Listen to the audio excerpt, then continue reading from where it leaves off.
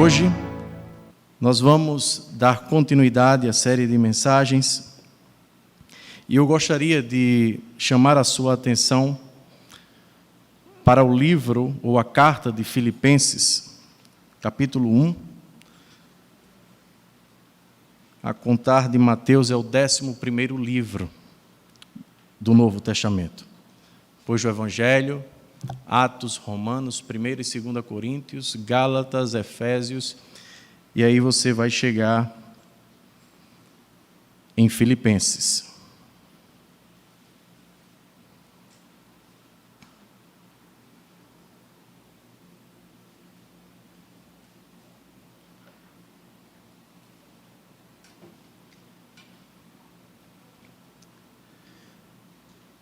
Amém? Durante a Primeira Guerra Mundial, houve um fato que contrastou o cenário de guerra e sofrimento que aqueles soldados vivenciaram. E o que foi, Emanuel? O que ficou conhecido, irmãos, como a trégua de Natal. Houve então um cessar-fogo entre os soldados durante o mês de dezembro. Alguns, tomados pelo sentimento de saudade da família, fizeram amizades com o exército inimigo e começaram a cantar canções de Natal. Como se não bastasse, eles também começaram a se confraternizar entre eles. O que um relato de um soldado inglês nos diz que os alemães cantavam canções natalinas. Por outros, os ingleses responderam também cantando, formando assim um grande coral. O mesmo oficial nos conta que ainda entre eles, as tropas belgas, por sua vez, aproveitaram para entregar cartas aos soldados alemães para serem entregues para familiares que estavam exilados na parte ocupada do país.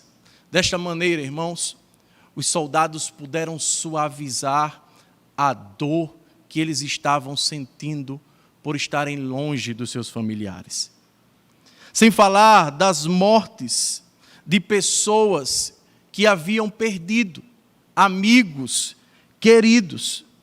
Mas este sentimento do Natal e a confraternização que eles fizeram entre eles abrandaram a dor e o seu sofrimento.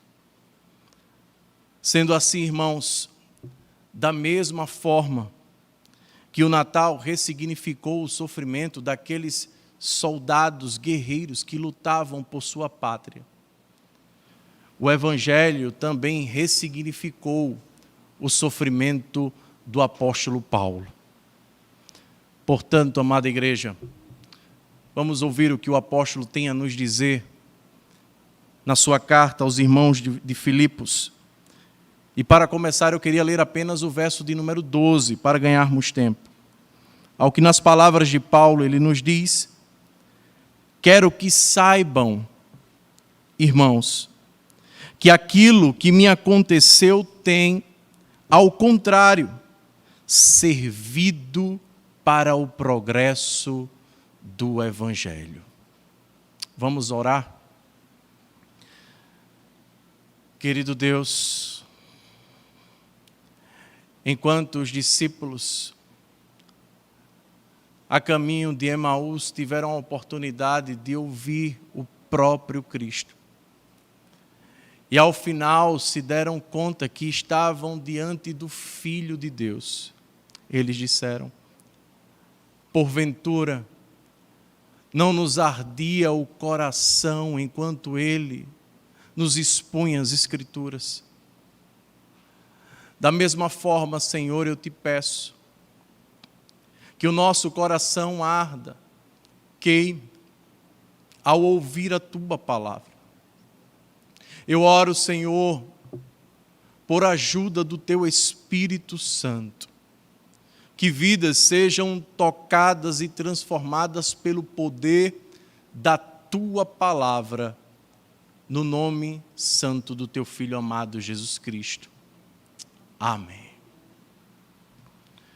Como vocês já sabem, irmãos, Filipenses é uma das cartas escritas pelo apóstolo Paulo enquanto ele estava na prisão de Roma. E por qual razão? Usando as palavras de Paulo em Atos 28, 20, ele nos diz que foi por causa da esperança de Israel que se encontrava em algemas. Dito de outra maneira, ele foi preso por causa do Evangelho de Jesus Cristo. De acordo com um comentarista, Paulo foi preso em Jerusalém e mandado a Roma para ser julgado por César, onde provavelmente sua vida lhe seria tirada pela pena de morte. No entanto, enquanto ele aguarda o seu julgamento, algo que lhe custa 2 anos, ele permanece numa prisão domiciliar, como registra Lucas em Atos 28, 30. A esta altura, as notícias desse fato correm de Roma fora, e os irmãos de Filipos tomam conhecimento da prisão do seu ex-pastor. Com isso, um misto de emoção toma o coração daqueles irmãos. Será que Paulo ainda está em cadeias? Será que ele já foi julgado, está vivo? O mesmo certamente acontece conosco quando alguma coisa ruim acontece com alguém que nós tanto amamos. Ficamos preocupados, desejamos aliviar a dor desta pessoa, ou até mesmo encorajar o nosso irmão. Desta maneira, irmãos, a igreja de Filipos toma a iniciativa de enviar um irmão querido, cujo nome é Epafrodito, para auxiliar o apóstolo Paulo. Sendo assim, o que é que nós podemos perceber e extrair deste texto? Qual é a sua grande mensagem, irmãos? Assim como Paulo, que passa por sofrimento, luta, há alegria em meio ao sofrimento. E é por causa do Evangelho, irmãos, que existe alegria para os que sofrem. Esta é a grande verdade que se esconde por trás dos versos que nós iremos ler. O que Paulo viu, então, além das adversidades, das circunstâncias, Emanuel, que ele enfrentava. Como ele foi consolado e se alegrou, mesmo enfrentando dias difíceis. Eu acredito, irmãos, que nós podemos aprender com um apóstolo acerca de como ele lidou com as circunstâncias e com as adversidades. Em primeiro lugar, irmãos, apesar do sofrimento, Paulo se alegra com o progresso do Evangelho. Observe comigo os versos de número 12 a 18. Mas antes de lermos o texto, na época do apóstolo Paulo, quando alguém escrevia uma carta cujo propósito era informar a um amigo ou um familiar como estava a sua situação, ele abria a sua carta depois da saudação com a expressão "quero que saibam". E é justamente assim que ele começa no verso de número 12. Vamos ao texto comigo. "Quero que saiba, irmãos, que aquilo que me aconteceu tem, ao contrário, servido para o progresso do Evangelho." Ou talvez você tenha uma outra versão em mãos que diga: "Quero ainda cientificar-vos, irmãos." E o que Paulo deseja compartilhar com estes irmãos? Aquilo que ele mesmo diz no verso de número 12, acerca do progresso do Evangelho. O que tem acontecido com ele tem servido para que o evangelho avance, ao contrário daquilo que os filipenses imaginavam, que o sofrimento e a prisão estava trazendo angústia para Paulo. Mas Paulo, escrevendo para eles e compartilhando com eles o evangelho, vai dizer que não. E como nós podemos nos certificar disso, Emanuel? O verso de número 13. Pois a partir dele, Paulo agora vai nos dizer como o evangelho tem avançado, mesmo ele estando preso. Verso 13. Como resultado, tornou-se evidente a toda a guarda do palácio e a todos os demais que estou na prisão por causa de Cristo. É interessante, irmãos, como diz um certo comentarista, Paulo, quando descreve que o evangelho tem avançado por toda a guarda do palácio, ele está usando uma hipérbole, uma vez que a guarda do palácio servia ou possuía cerca de 9.000 homens, o que era impossível Paulo pregar a todos ao longo do tempo que ele esteve preso. Como então o evangelho pôde avançar em toda a guarda do palácio? Não é que todos ouviam, mas à medida que o soldado se aproximava para fazer a segurança de Paulo e saía do seu turno, eles levavam aquilo que escutavam do apóstolo Paulo. Assim então, irmãos, o evangelho foi avançando, mas não para por aí, porque um outro grupo também foi usado para que o evangelho avançasse e se expandisse por Roma. Que grupo é este, Emanuel? Verso de número 14. E os irmãos, em sua maioria, motivados no Senhor pela minha prisão, estão anunciando a palavra com maior determinação e destemor. Além deste grupo, há outro que também se apresenta. Onde ele está, Emanuel? Será que todos que pregam o evangelho pregam motivados no Senhor? O verso 15 vai nos dizer que não.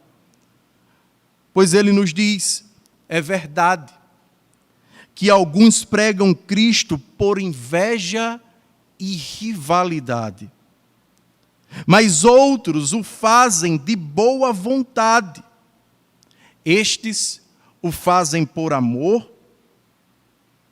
sabendo que aqui me encontro para a defesa do evangelho.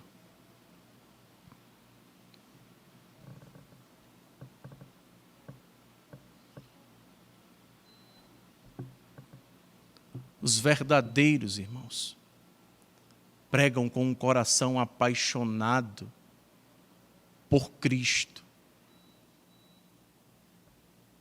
enquanto outros pregavam motivados por ambição egoísta e invejosa. Pois é assim que Paulo os descreve no verso que nós acabamos de ler. Verso de número 16, irmãos. Estes o fazem por amor, sabendo que aqui me encontro para a defesa do evangelho. Aqueles que pregam a Cristo por ambição egoísta, sem sinceridade, pensando que me podem causar sofrimento enquanto estou preso. Achavam eles que enquanto Paulo estava preso, eles podiam intensificar ainda mais a dor do apóstolo. E por qual razão, Emanuel, eles tinham inveja e tinha um certo despeito com o apóstolo Paulo. Ao que diz um comentarista, muito provavelmente, uma vez que o apóstolo estava preso, o campo estava aberto para eles. Paulo era então uma ameaça para o ministério deles. É por isso que eles pregam motivados em si mesmos e não no Senhor.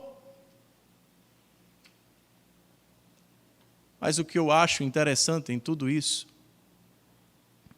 é a maneira como Paulo enxerga todo esse cenário.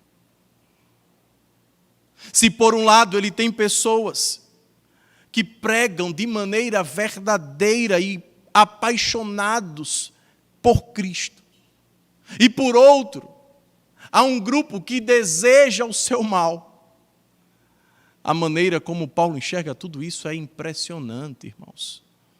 Verso de número 18. Mas que importa?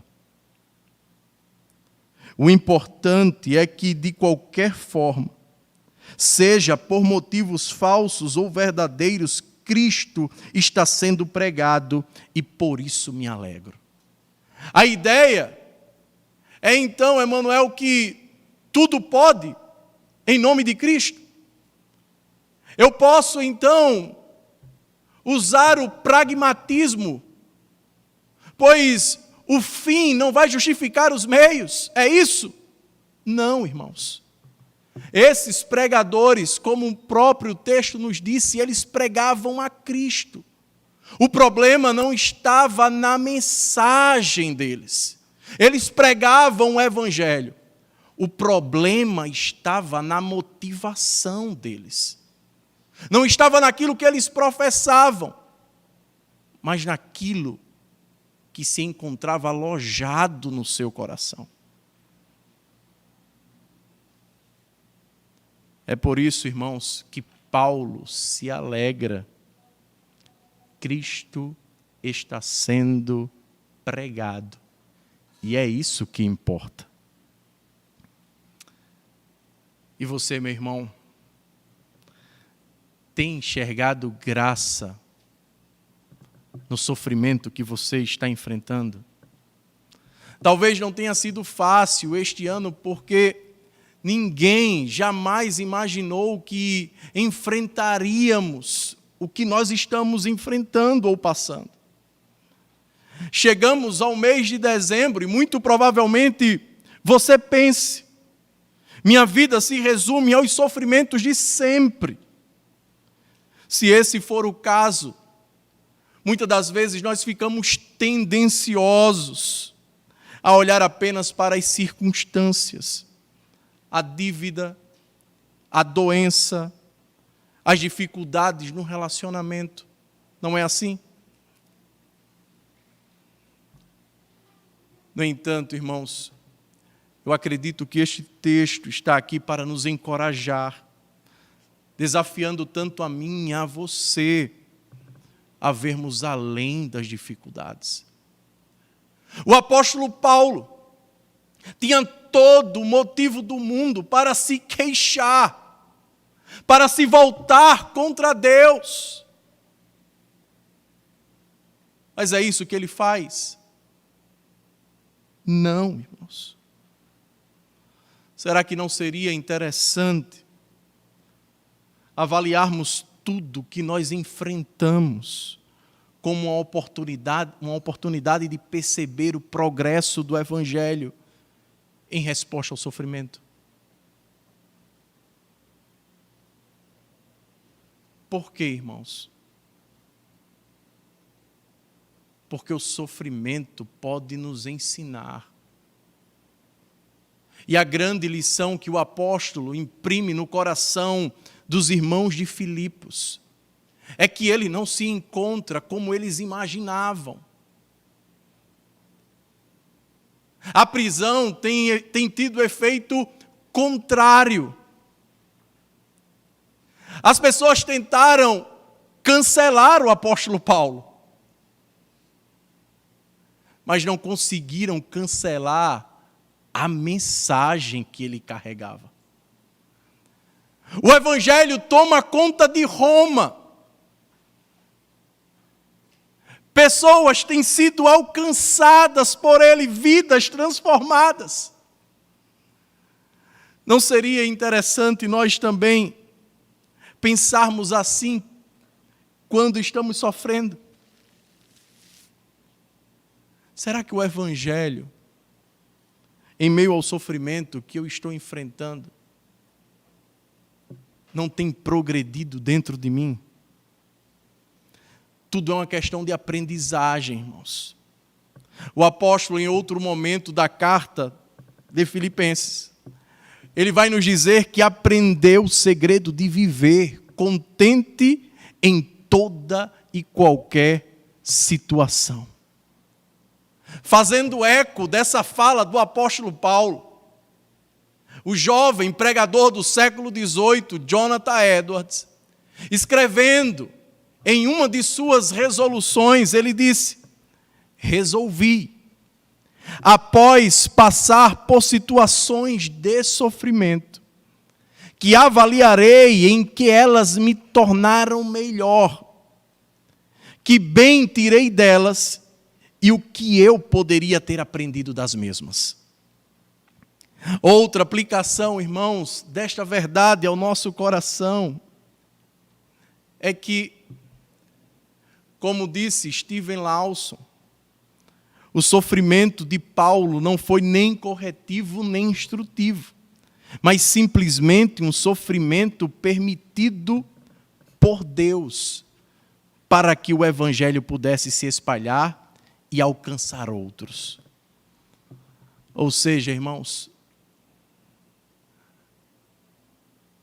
o sofrimento do apóstolo Paulo serviu para que outras pessoas fossem alcançadas. O mesmo também pode ser aplicado a mim e a você. O sofrimento nos dá a oportunidade de pessoas que estão em nossa volta, que nos observam como nós lidamos com as dificuldades, que professamos crer num Deus sobrenatural, grande.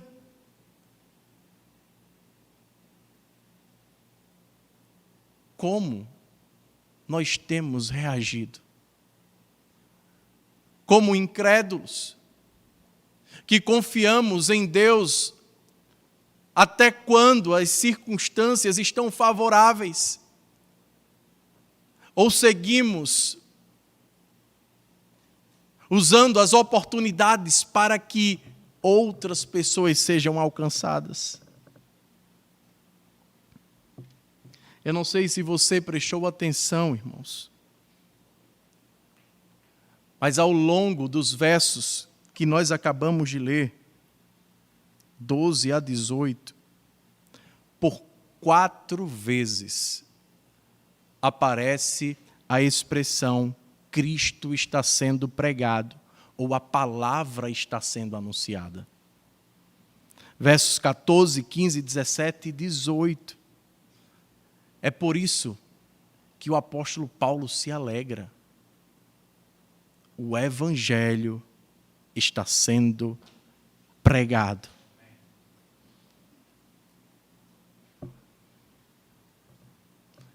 Vejam, irmãos, a nossa alegria ela não pode depender das circunstâncias. A nossa alegria ela deve estar e ser motivada pela palavra. Porque se eu dependo das circunstâncias para me alegrar, muito provavelmente, quando o dia mal bater à minha porta, a minha casa vai desmoronar. É como se a minha vida estivesse construída sobre a areia. Mas quando eu deposito a minha confiança no Evangelho, na palavra, independente do que eu esteja enfrentando, o Evangelho segue crescendo a partir das nossas vidas.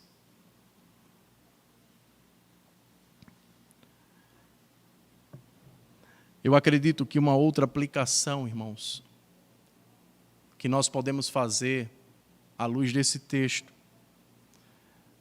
é que nós também podemos consolar aqueles que sofrem.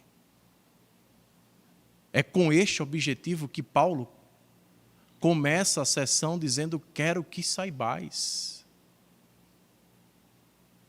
Os filipenses, como vamos ver na parte final deste texto, está enfrentando o mesmo sofrimento de Paulo.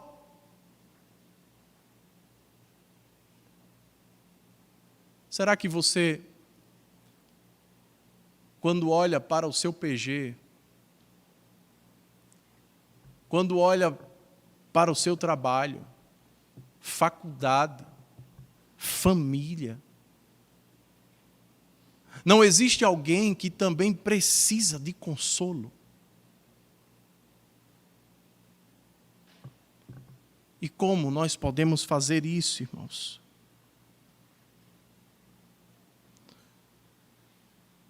O apóstolo Paulo, em 2 Coríntios, capítulo 1, verso 3 e 4, você não precisa abrir, ele diz: bendito seja Deus e Pai de nosso Senhor Jesus Cristo, Pai das misericórdias e Deus de toda a consolação, que nos consola em todas as nossas tribulações.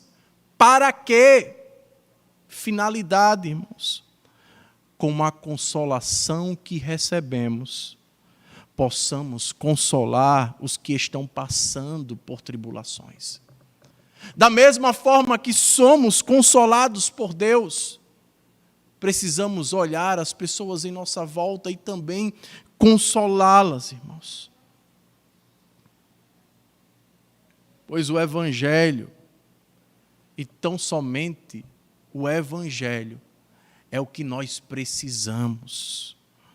Como bem disse Tim Keller, o Evangelho não é o ABC da doutrina cristã. Não é apenas o meio pelo qual as pessoas se convertem e assistem às primeiras aulas, mas é também o meio pelo qual os cristãos resolvem os seus problemas e crescem. Onde mais, Emmanuel, nós podemos encontrar alegria? Onde podemos achar a alegria em dias de sofrimento? Em segundo lugar, irmãos, Paulo teve confiança no Evangelho. E essa confiança foi o que fez dele tão resiliente. Pois como Paulo poderia ter Deus como prioridade, ser tão resistente a tudo o que ele estava enfrentando? O verso 19 nos responde: pois sei que o que me aconteceu resultará em minha libertação, ou como diz a Nova Almeida atualizada, porque estou certo de que isso resultará em minha libertação. Que libertação é essa, Emmanuel? A sua salvação. Independentemente do que acontecesse com ele, Paulo tinha certeza, irmãos, de que sua vida estaria no Senhor. Mais uma vez, citando o Batista Steven Lawson, o pastor Batista Steven Lawson, ele vai nos dizer que esse saber de Paulo é um saber com certeza. Ou seja, Paulo tem a sua confiança em Deus, de que a sua vida está nas mãos do seu Deus e não no acaso. E como é que nós podemos nos certificar disso, Emmanuel? Versos de número 19 e 20 nos revelam. Ele diz: graças às orações de vocês e ao auxílio do Espírito de Jesus Cristo. Aguardo ansiosamente e espero que em nada serei envergonhado. Ao contrário, com toda a determinação de sempre, também agora Cristo será engrandecido em meu corpo, quer pela vida ou pela morte. O que é que Paulo está querendo dizer aqui, irmãos? Eu penso que duas coisas. Em primeiro lugar, Paulo sabe que logo mais ele estará diante de César. Contudo, ele tem confiança de que não será envergonhado. Só que notem, essa vergonha que ele pensa não está atrelada àquilo que eles podem achar de Paulo, de ser humilhado. Não é isso que Paulo tem em mente, irmãos. Paulo não está pensando em ser aclamado por seu intelecto, por sua defesa diante do imperador. Como ele expressa no verso 20, ao contrário, com toda a determinação de sempre, também agora Cristo será engrandecido em meu corpo, quer pela vida ou pela morte. A preocupação de Paulo em ser envergonhado, irmãos, está ligada ao engrandecimento de Cristo. É Cristo que pulsa o coração do apóstolo. Um outro detalhe, irmãos, que precisamos pensar aqui, é que Paulo, ele não sabe se vai sair dali vivo ou morto. Contudo, independentemente da situação ou do resultado final, ele segue confiando no Senhor. Como é que a gente pode ter certeza disso, Emanuel? Verso 21. Porque para mim, o viver é Cristo e o morrer é lucro. O que significa essa expressão tão conhecida por nós, irmãos? Comentando este texto, um pregador diz que viver para Cristo não significa mera existência. Pois nem todo mundo que está vivo realmente vive para Deus. Em vez disso, ele se refere a viver a vida segundo a vontade de Deus, isto é, para Cristo. Paulo está decidido a viver, irmãos, com esse único intento de fazer tudo para Cristo. Dito de outra maneira, Paulo é um apóstolo ou alguém que vive de maneira intencional. Paulo não tem medo da morte, irmãos. A morte o levará nada mais, nada menos do que a presença do Senhor. É por isso que ele usa a palavra lucro, que neste contexto tem o sentido de ganhar um grande benefício.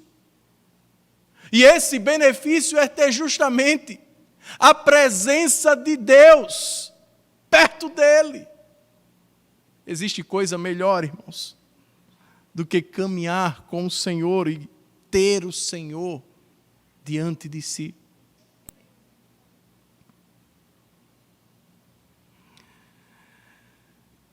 Ao que nós vamos ter agora, irmãos, nos versos 22 e 23, o que eu chamo de o conflito do apóstolo. Ele diz: caso eu continue vivendo no corpo, terei fruto do meu trabalho, e já não sei o que escolher. Verso 23. Eu estou pressionado dos dois lados.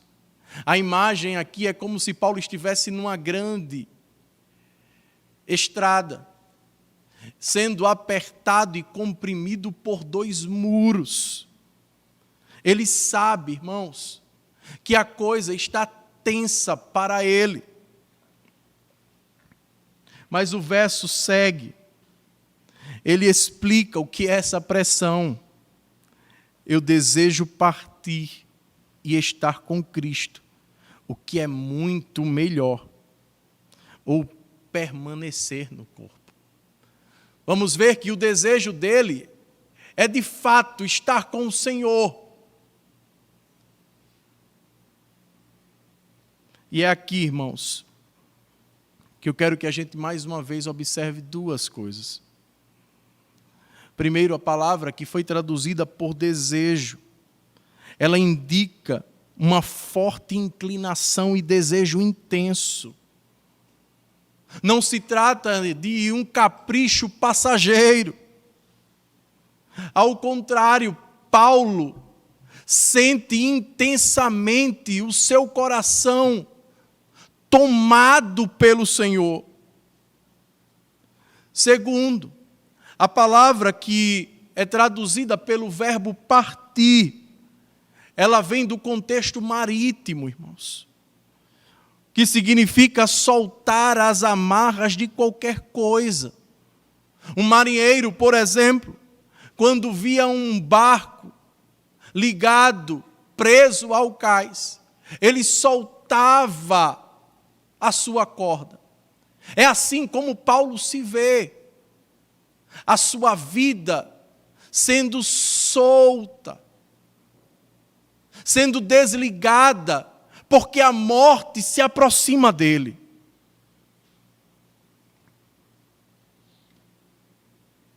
Para Paulo, meus irmãos, o mais necessário para outros supera o que é muito melhor para si mesmo. É o que a gente observa nos versos 24, 25 e 26. Contudo, é mais necessário, por causa de vocês, que eu permaneça no corpo.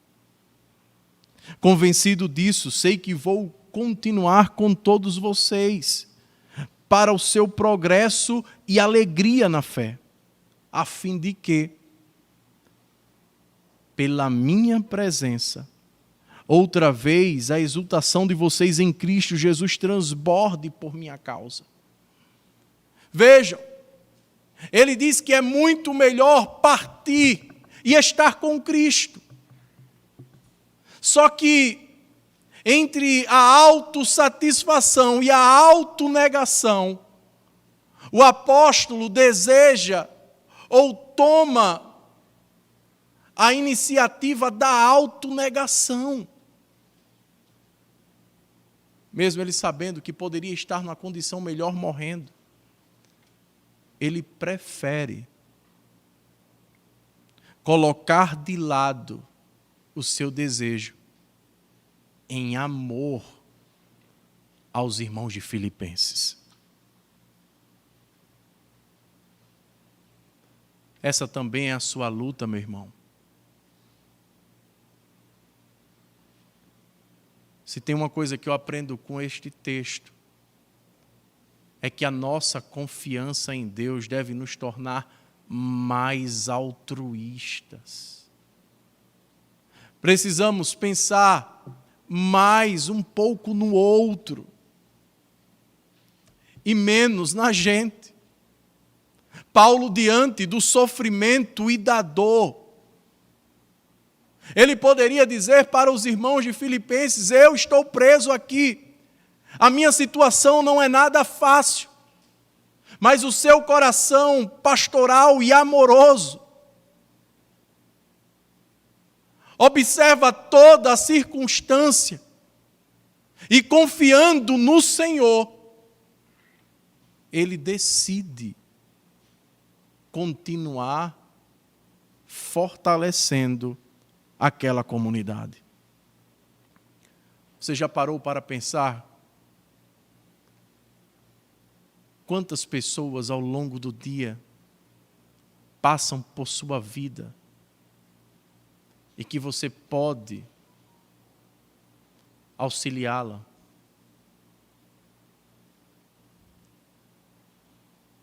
Você já parou para pensar, irmãos, dentro da sua própria família?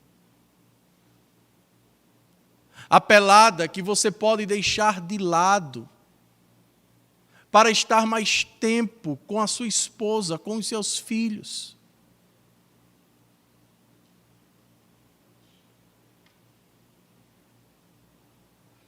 O amor sacrificial de Paulo faz com que ele pense mais no outro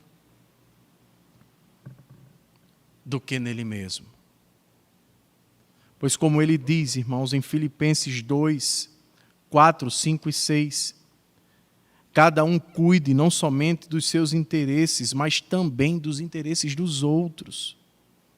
Seja a atitude de vocês a mesma de Cristo, que sendo Deus, não considerou que o ser igual a Deus era algo que devia apegar-se. Eis o exemplo de abnegação de Paulo, irmãos. Não é algo que vem apenas da sua mente, da sua cabeça. Mas Paulo enxerga em Cristo o maior exemplo de abnegação. E vendo isso em Cristo, ele faz da mesma forma,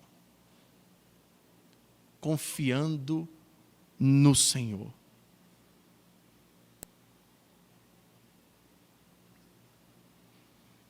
Como você pode viver mais para Cristo, meu irmão?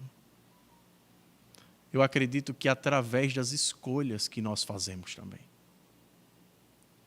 Paulo teve que escolher aqui. Eu acredito que no tempo de entretenimento que nós vivemos, de redes sociais que consomem os nossos tempos, nós podemos pensar e fazer uma resolução, se você não fez nenhuma, para o ano 2021. Conhecer mais a Cristo.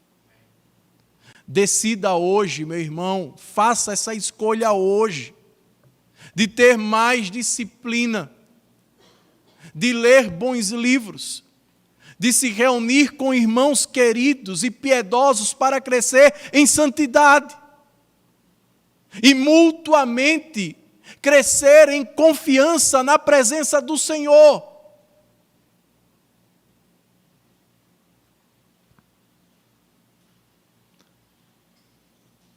De confiança, irmãos, no Evangelho é do que precisamos. Foi o que expressou John Paton, quando planejava ser missionário e servir ao Senhor às ilhas do Mar Sul. Um senhor se aproximou dele e disse: você será comido pelos antropófagos. Ao que Paton olhou para este senhor amorosamente e disse: Senhor Dixon, agora o senhor está avançado em idade e sua perspectiva é logo ser posto na sepultura para ser comido por vermes. Eu lhe confesso que se eu puder viver e morrer servindo e honrando ao Senhor Jesus, não faz diferença se eu for comido por canibais ou por vermes. No grande dia da ressurreição, meu corpo se levantará tão belo quanto o seu, à semelhança do nosso Redentor. Isso é o que eu chamo de Cristo ser engrandecido em nossas vidas. Ocasiões, oportunidades, onde nós temos de louvar, engrandecer e, como diz o slogan desta igreja, fazer com que Cristo seja desejado pelos corações. Em terceiro e último lugar, irmãos, como e onde nós podemos encontrar alegria para o nosso coração em dias de sofrimento? Paulo aponta, irmãos, para a vida no Evangelho. Versos de número 27 a 30. Acompanhe comigo. Não importa o que aconteça, irmão. E o que está acontecendo? Antecipando, o verso 30 nos responde. Já que estão passando pelo mesmo combate que me viram enfrentar, e agora ouvem que ainda enfrento, ou seja, os irmãos de Filipenses estão enfrentando as mesmas adversidades e os mesmos sofrimentos. Perseguição, lutas internas, falsos mestres judaizantes, querendo se infiltrar dentro do corpo, para desestabilizá-los. Paulo sabe disso, irmãos. Ao que ele diz, no verso de número 27 ainda, exerçam a cidadania de maneira digna do Evangelho de Cristo.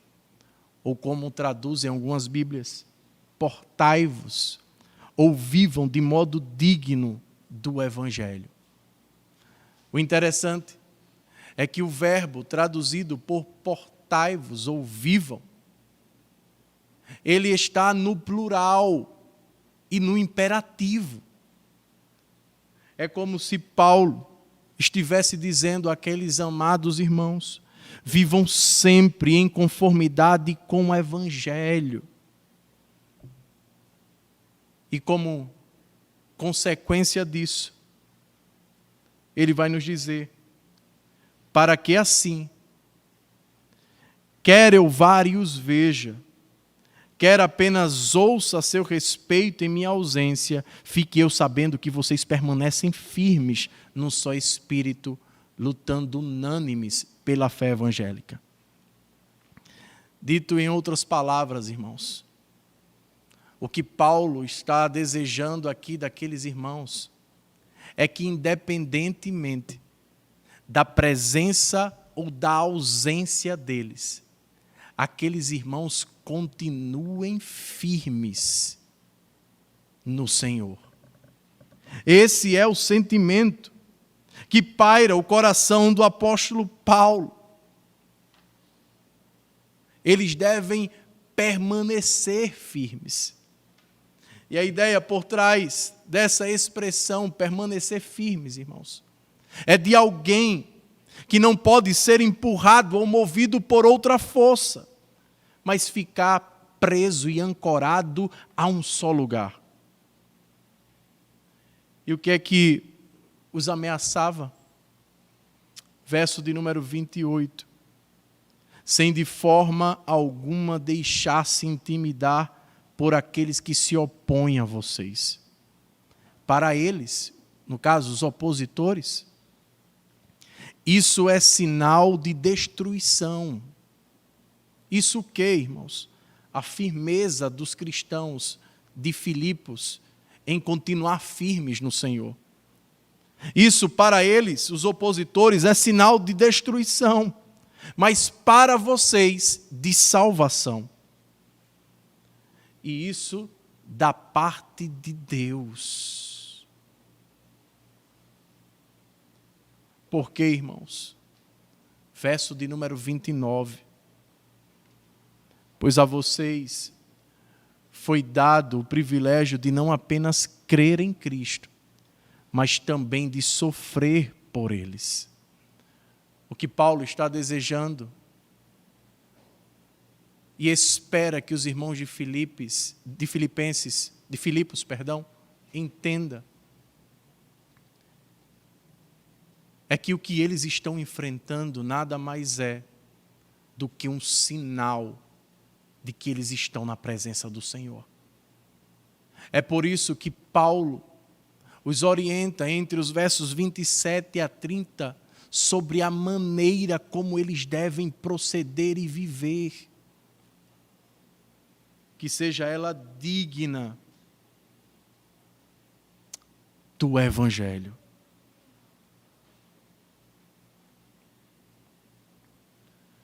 que é que nós podemos aprender aqui, irmãos? É que os verdadeiros cristãos, eles enfrentam o sofrimento. O sofrimento é inerente a todos nós, a perseguição. Quando nós olhamos para o cenário nacional, talvez global, nós sabemos e percebemos que há uma perseguição velada ou não. A pergunta é como nós iremos proceder. E é por isso que o apóstolo, ele lembra aos irmãos de Filipenses que eles devem viver de maneira digna, exercendo a sua cidadania, o que significa dizer, alguém que obedece às leis do seu país.